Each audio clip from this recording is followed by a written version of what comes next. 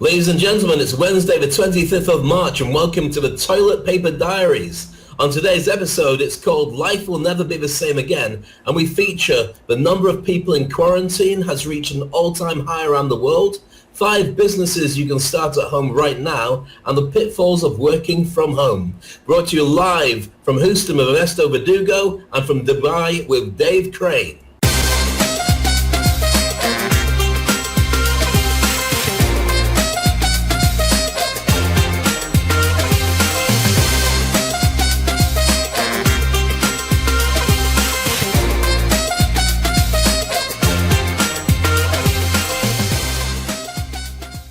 Ernesto, how are you? I am, well, in quarantine as everyone else.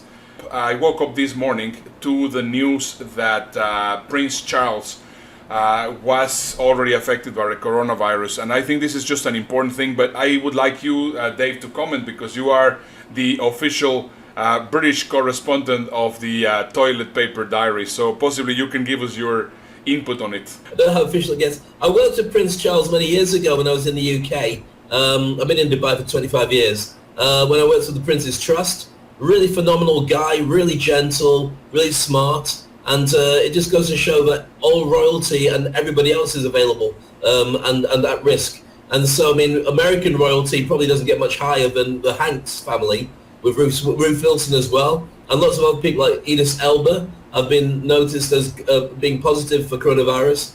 And so it just tells people you've got to be safe.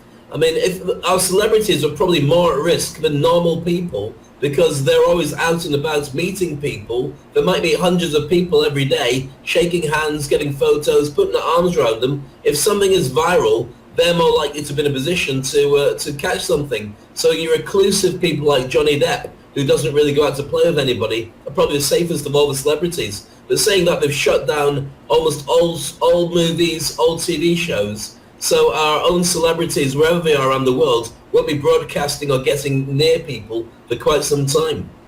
Yeah, it is something that we really have to emphasize every single day. Everybody, please make sure to stay at home because, I mean, nobody is safe out of this. And as we already mentioned earlier, the generation which is not really taking this very seriously are the Gen Z generation and possibly some of the millennials.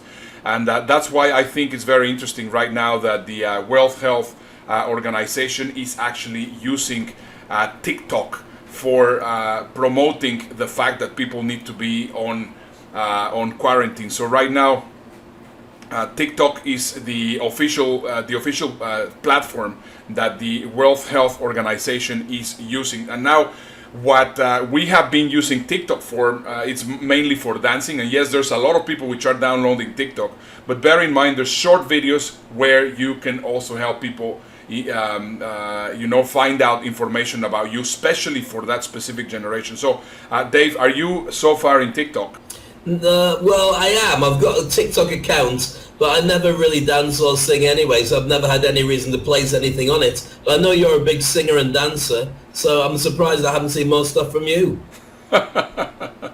Yeah, absolutely. I think I'm going to start actually showing some of those videos of TikTok. Now, talking about TikTok and talking about basically how people are using TikTok right now on these times, let me just show you right now a video from my friend Ingrid Adam.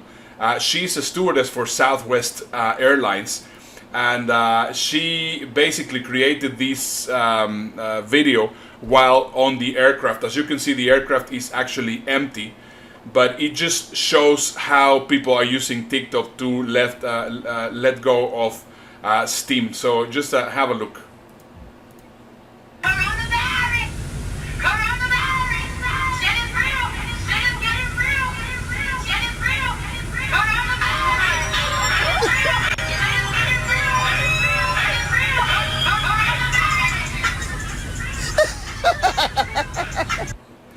So I think... there you go. That's what happens clearly when you've got the entire drinks cabinet to yourself. Correct.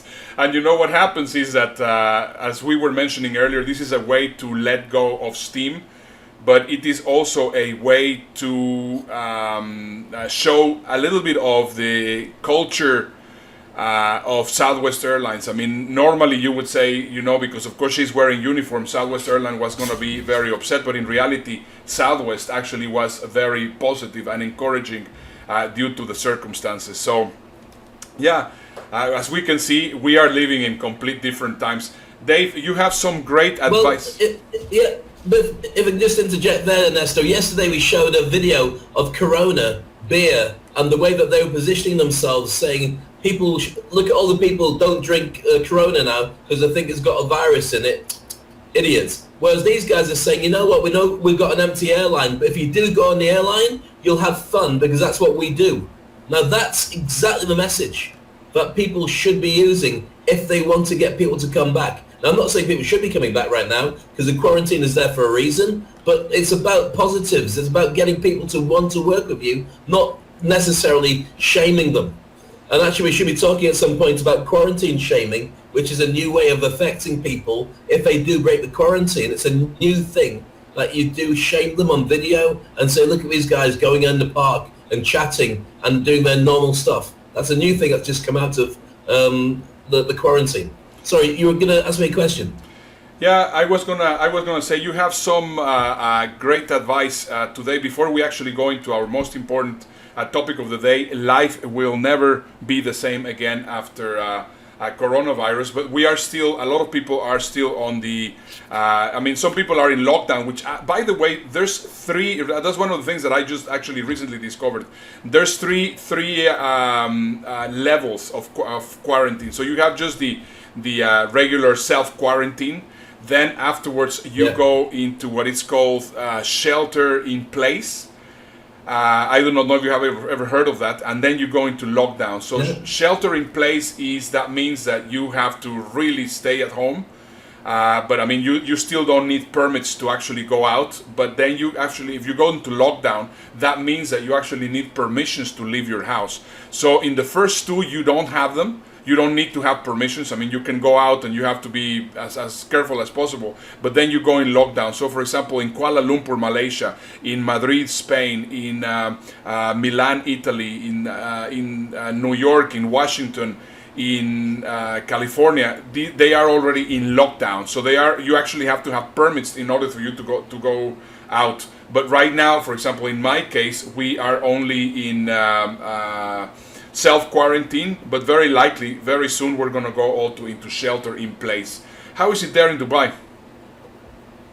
In Dubai, they're not strict, but they are quite demanding. And so we're probably at the first level, which is self-quarantine, but we've been told to do it. So, for instance, I got a memo today, my wife looked up online, that I can walk my dogs, but the shortest possible journey.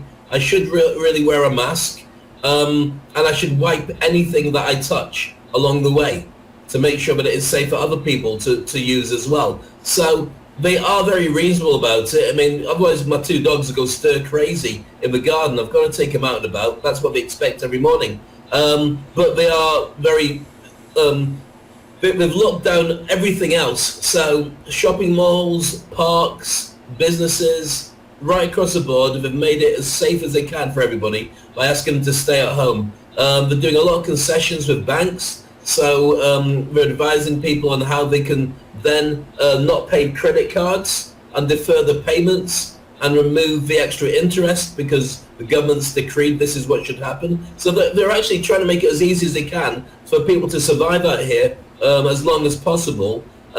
But it doesn't make the job easier that much because at the end of the day, businesses are going to close, people are going to be unemployed, and we're not sure what life will be like after the coronavirus.